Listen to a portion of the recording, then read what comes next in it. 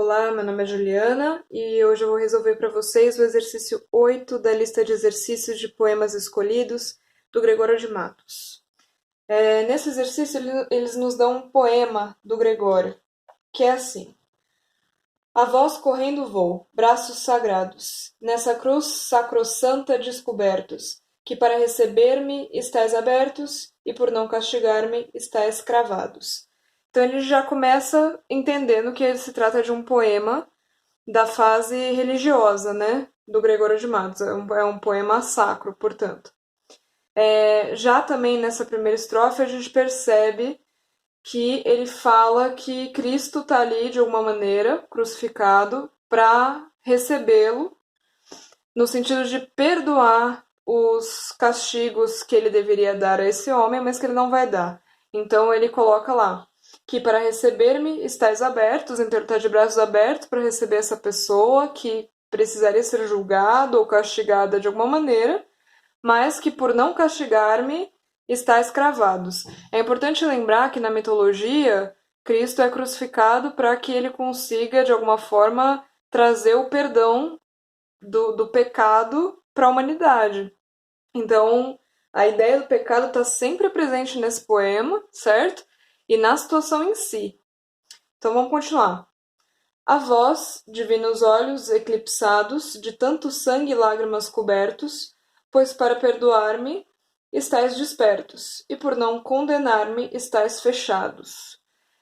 Aqui ele está falando dos olhos, né? Que os olhos estão abertos, eles estão dispostos, de alguma maneira, a perdoar essa pessoa, esse eu lírico que está correndo em direção a ele, mas que, por não estarem condenando ele, eles estão fechados. Então, Cristo vai morrer, ele está sendo crucificado, ele está sofrendo com os olhos fechados ali, né, essa ideia da morte, para salvar essa pessoa. A gente pode perceber aqui, por exemplo, que tem uma antítese.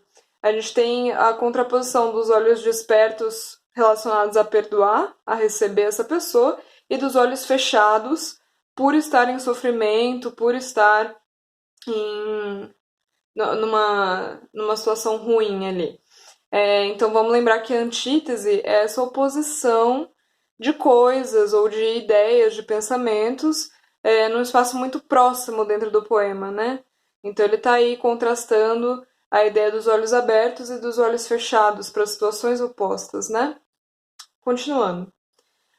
A vós, pregados pés por não deixar-me, a vós, sangue vertido para ungir-me, a vós, cabeça baixa para chamar-me. Aqui ele continua colocando essa ideia do sofrimento de Cristo está diretamente relacionado com a ideia de perdoar um homem, perdoar a humanidade, né, de alguma maneira, desses pecados do mundo. A vós, lado patente, quero unir-me. A vós, cravos preciosos, quero atar-me, para ficar unido, atado e firme.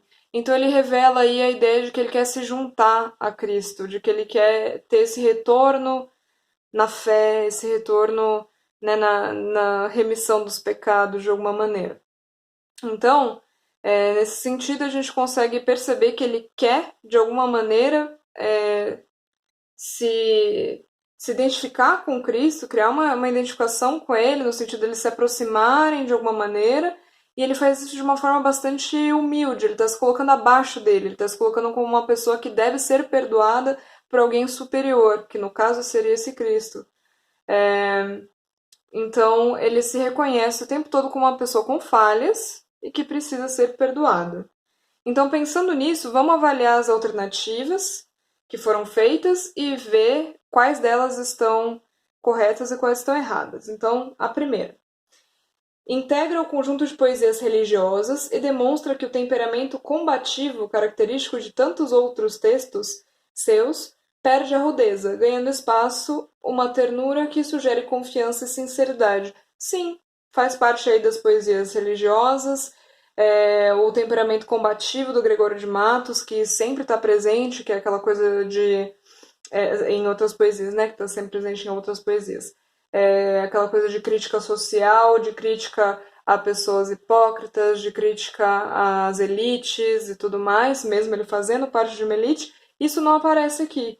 O que temos aqui no lugar disso é essa característica mais simples, mais terna, mais voltada para a sinceridade direta com essa divindade e tudo mais. Então, sim, está correta. A segunda, o eu lírico procura criar uma identificação com Cristo, assumindo uma posição humilde diante da grandeza divina, reconhecendo-se como pecador. Sim, é o que a gente conseguiu avaliar até o momento, então está correto.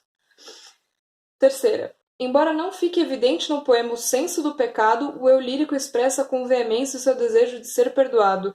Não, esse senso do pecado está presente o tempo todo por conta do tema que ele está tratando. Ele está falando ali da crucificação de Cristo, que, como a gente já comentou aqui, é literalmente a ideia de remissão dos pecados. Ele está ali fazendo isso, ele está sendo crucificado, ele está se sacrificando, justamente para que o pecado possa ser perdoado. Então, a questão do pecado está evidente o tempo inteiro, né? O senso do pecado está ali o tempo inteiro. Inclusive no próprio reconhecimento do eu lírico, que se coloca como uma pessoa que precisa ser perdoada pelos erros, né? E a gente sabe que os erros dentro do catolicismo são colocados como pecados, né?